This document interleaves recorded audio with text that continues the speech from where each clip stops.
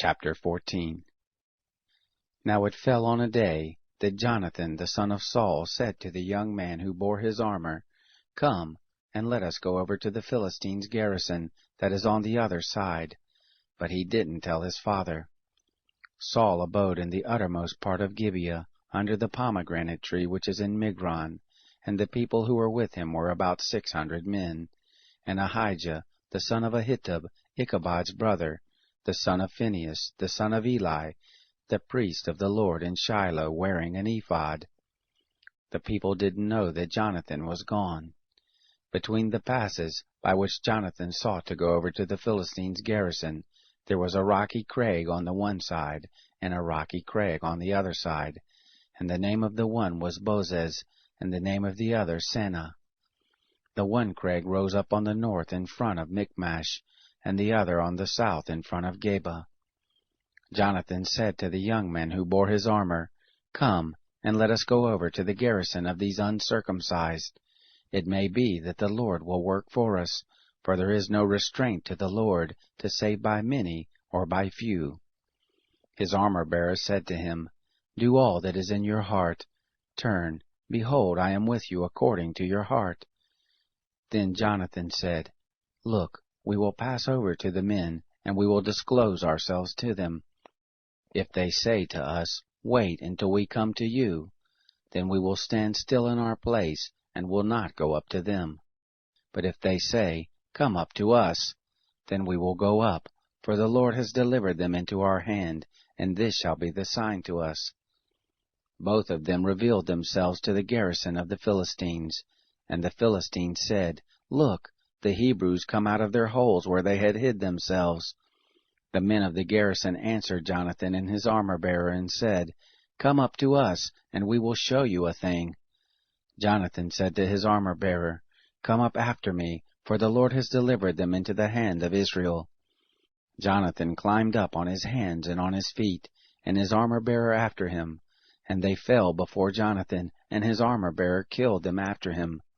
That first slaughter, which Jonathan and his armor-bearer made, was about 20 men, within as it were half a furrow's length in an acre of land. There was a trembling in the camp, in the field, and among all the people, the garrison and the spoilers, they also trembled, and the earth quaked, so that there was an exceedingly great trembling.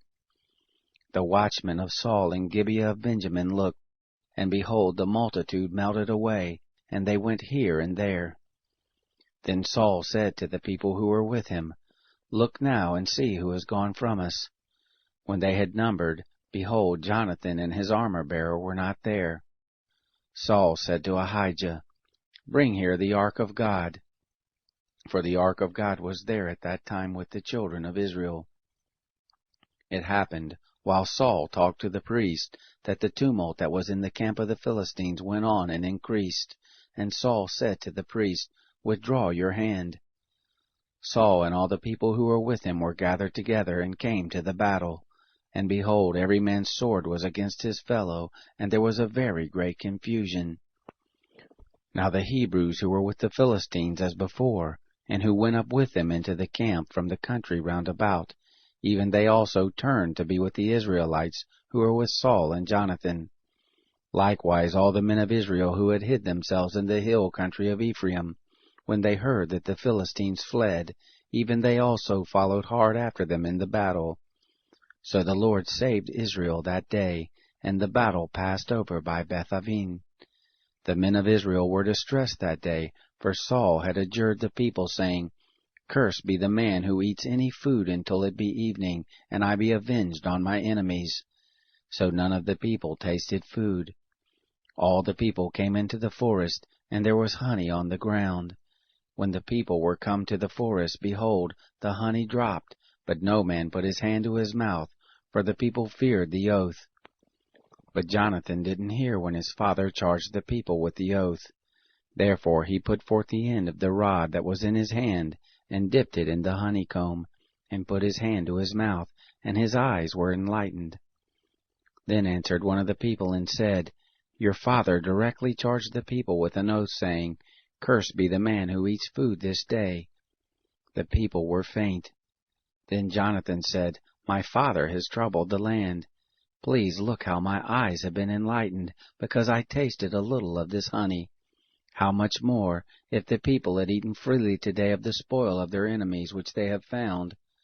For now there has been no great slaughter among the Philistines. They struck of the Philistines that day from Michmash to Ajalon. The people were very faint, and the people flew on the spoil, and took sheep and oxen and calves, and killed them on the ground, and the people ate them with the blood. Then they told Saul, saying, Look, the people sin against the Lord, in that they eat with the blood.